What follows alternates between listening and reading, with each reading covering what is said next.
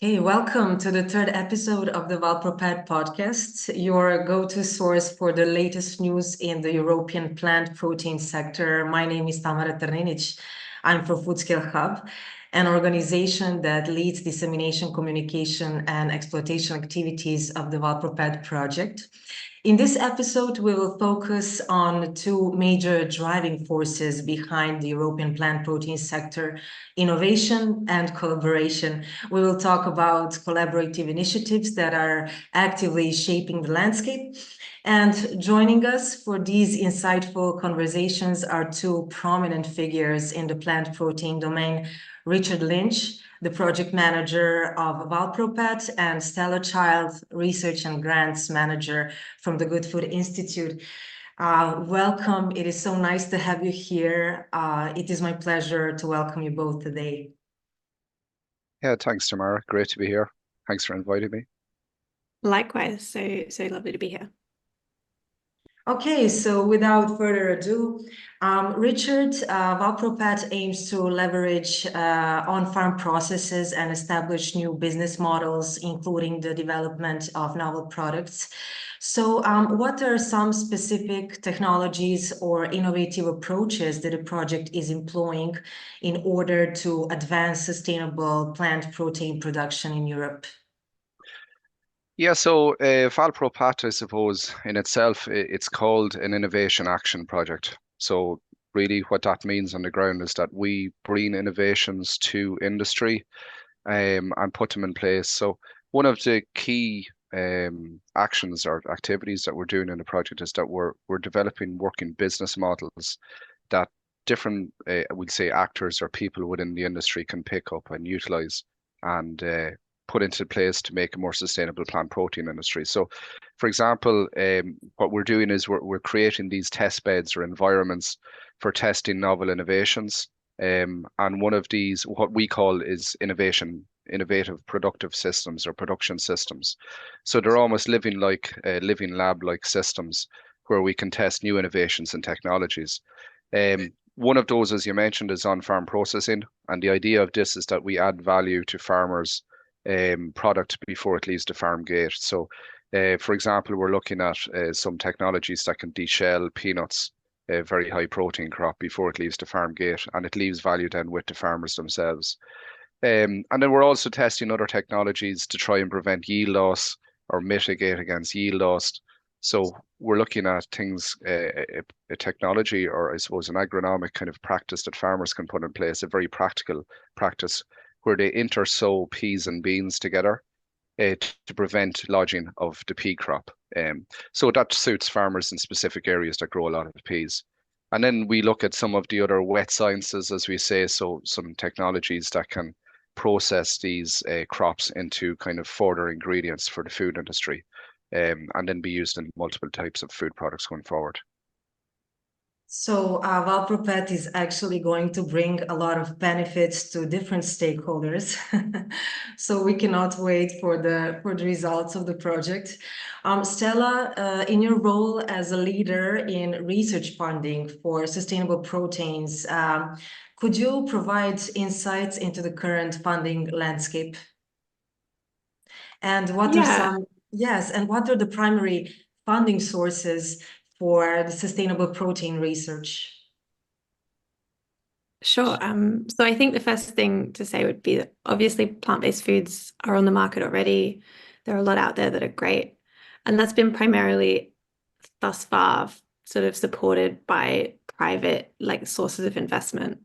But the fact that they're on the market already doesn't mean that they're totally fulfilling their potential. To be successful and to sort of reach the potential that they have, they need to be tastier, they need to be cheaper, and they need to be more readily available, which means vastly increasing the efficiency of their production. So those are the principles that should guide investment in R&D today, and that investment needs to be more than just private capital. It needs to be public R&D.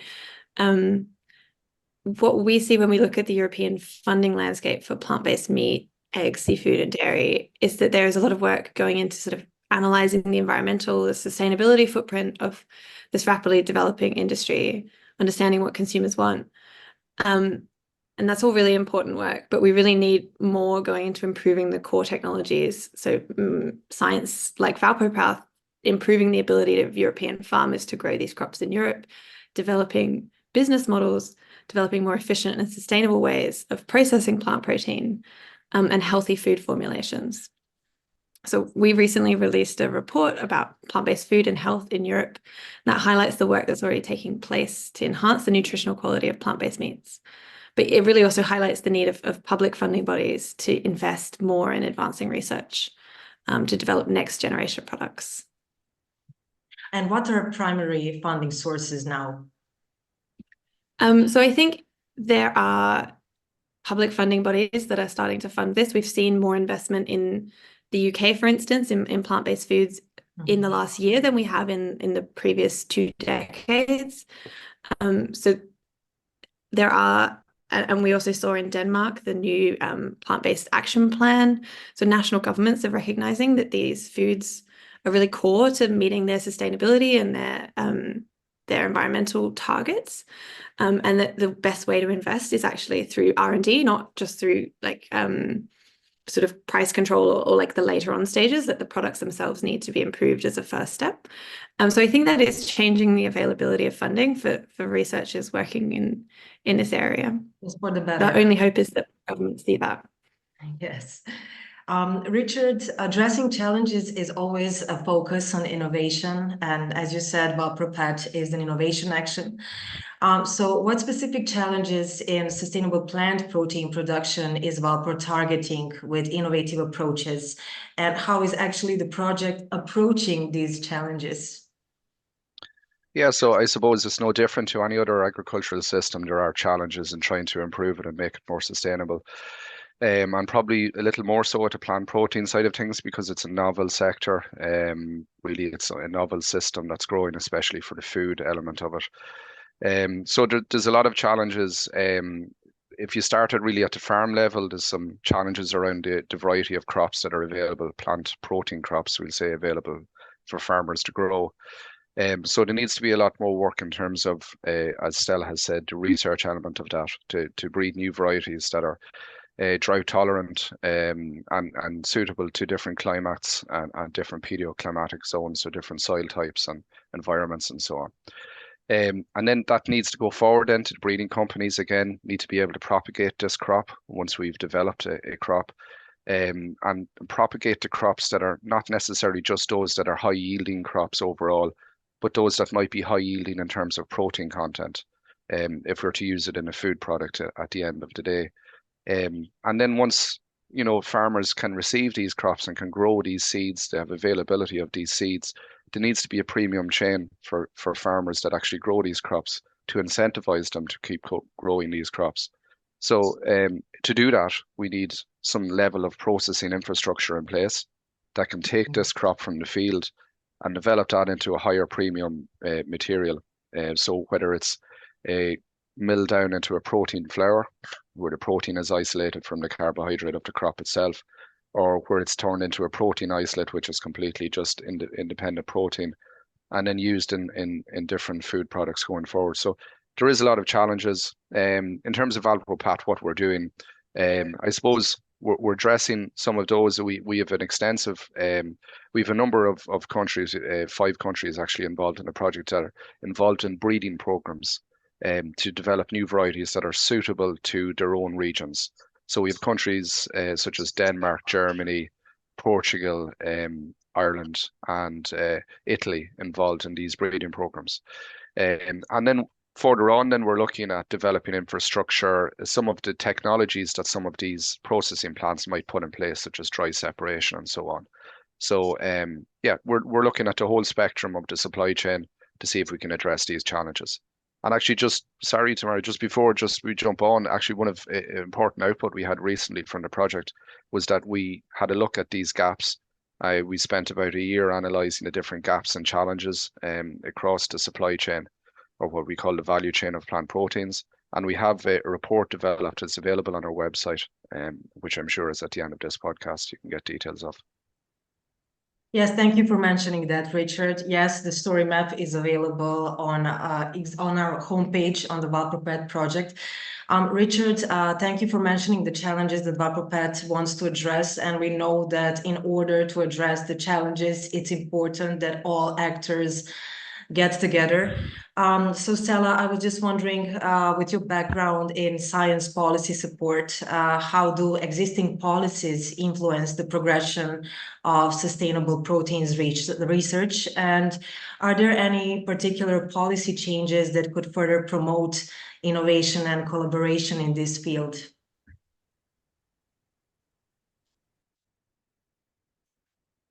This is one of the reasons I'm so excited about VALPRO Path, because it really tries to bring together collaborators across the value chain, and it does that because while we know sort of scientists are free to select what they research based on their interest, there's a bunch of other factors that kind of drive those choices about what they research and how, and that includes supportive government policies, like a thriving market, like locally for and as well as an environment where they believe that the research discoveries might be able to be commercialized or be useful in the world.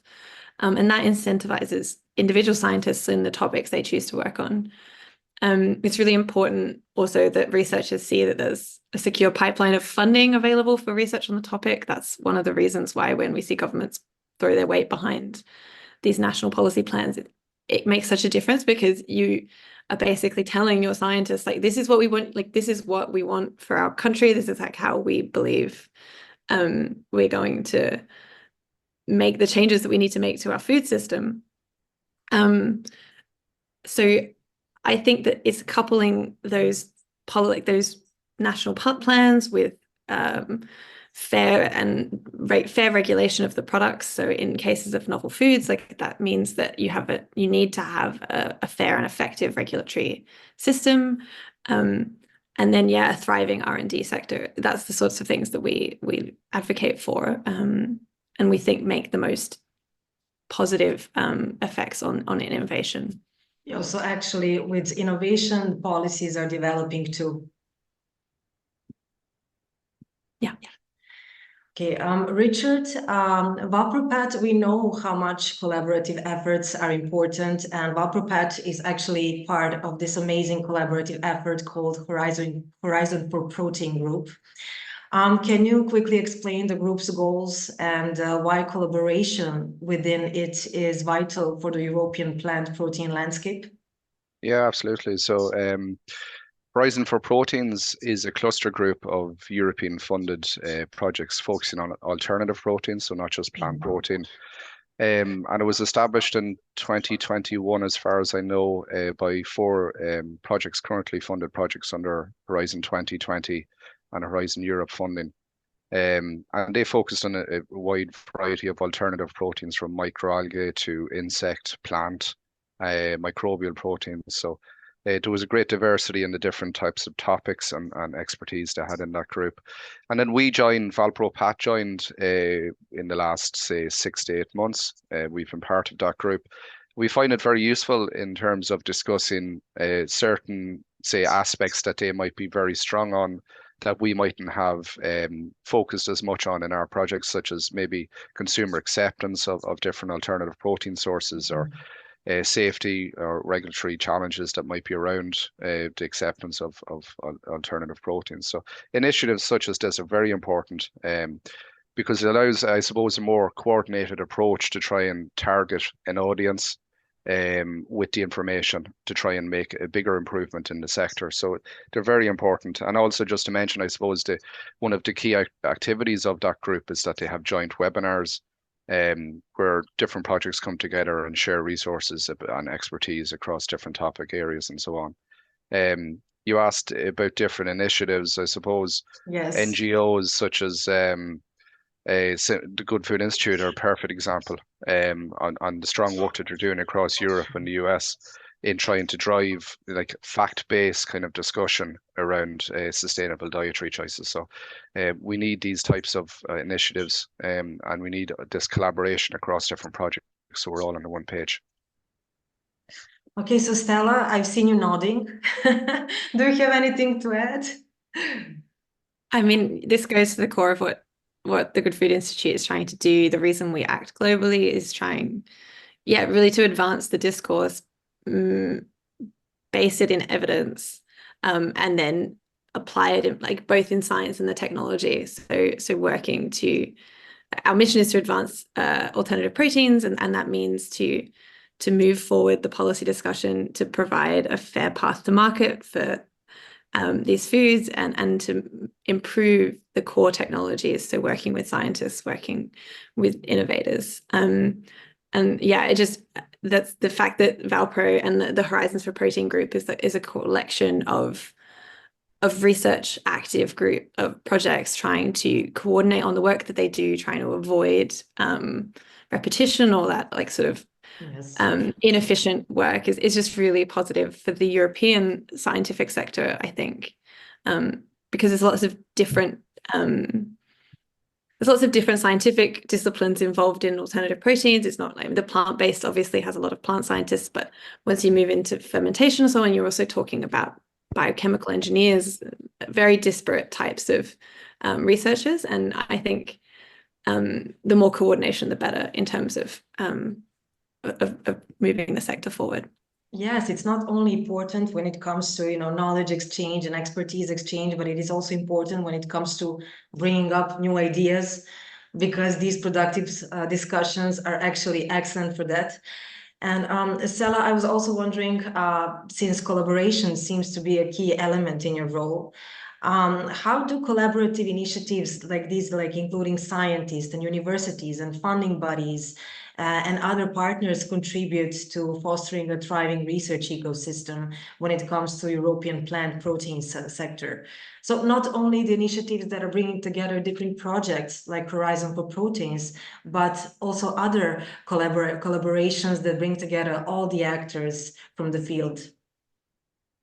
Yeah, one of the things I'm most excited about at the moment is EIT Food, which is a large European funding body, has a think tank they've recently instituted called the Protein Diversification Think Tank, which the aim is to sort of move or bring together a collection of scientists and NGOs and other actors in Europe, and sort of formulate a policy position around what Europe needs to do to move forward on alternative proteins.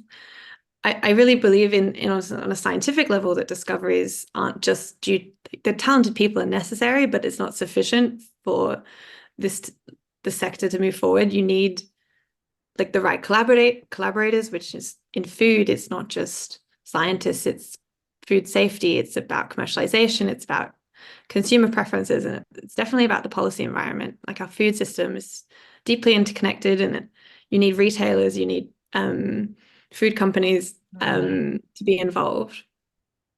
So as I think that it's really important if we're going to meet our climate commitments, we need a more sustainable food system. It's just critically important we get all those people in the same room and we make a coordinated position. Horizon for Proteins is really active in the policy space, and I think that's really exciting because a lot of the time researchers don't realize that the funders actually need to know what the most critical questions are to be funded. So joining up those sort of dots, not just having a sort of top-down approach where governments give money to scientists, but back and forth. Yes, Richard, thank you, Stella. Richard, VALPRO also has a good practices when it comes to actively engaging various stakeholders in the food chain in order to motivate them and guide them in adopting sustainable plant protein production practices. To do, yeah, absolutely. And I think it's probably important not to add too much to what Stella has said there, but I suppose plant protein in itself as a sector of the alternative protein kind of industry or sector, it's in its infancy across Europe at the moment. So it's still evolving, as I suppose consumers direct us as to what they want. So we need to be kind of vigilant of that. But I think projects such as VALPRO Path and other projects that are out there looking at alternative proteins or plant-based proteins, they're very good test beds for innovation. And ultimately then if we can test the innovations and prove that they work on the ground, I think it empowers stakeholders to take them up and use them. It gives them confidence going forward. So it's all part of the process. Yeah, so it's an exciting kind of an area to be working in. Okay, so thank you, Stella. As we approach the new year and the end of this podcast, what would be a thoughtful reflection or maybe a wish to conclude our conversation regarding the future of sustainable proteins and innovation? Yeah, every year we put together a report covering the state of global investment and policy in plant-based cultivated and fermentation made meat, eggs, and dairy. And we've been doing that at the moment. And it's been just really interesting to see this year has been a really big step forward for parts of Europe. I mentioned the UK's investment. I mentioned the Danish plant-based action plan. I think we've also seen, despite those big public investments, we've seen Italy become the first country in the world to ban cultivated meat. There's mixed messages happening.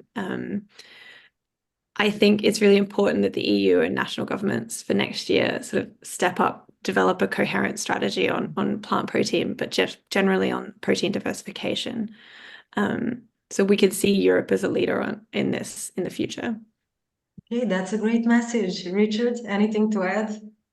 Nothing really to add to that, only that I suppose Europe is in a good position to maybe not just be a world leader, but definitely be up there at the top in terms of producing plant-based proteins and so on, and adding to this diversification. So I agree with Stella. There needs to be more joined up thinking, I think, from European level particularly, and take maybe some of the good examples from some of these countries like Denmark and France and the Netherlands that have good strategies in place, and see how they're working on the ground, and maybe spread that across the other European member states as well. So yeah, no, happy to see the improvements in the sector, and hopefully to keep going that way in the right direction. Yeah, that's also a great message. Thank you very much, both of you. So we hope we will go in this direction. And this was the third VALPRO Path podcast. You know, dear audience, what you need to do. You need to hit the subscribe button on our YouTube channel and stay tuned, because the fourth podcast is coming up. And dear Stella and Richard, thank you once more for being here with us. It was really a pleasure. Thanks, Tamara.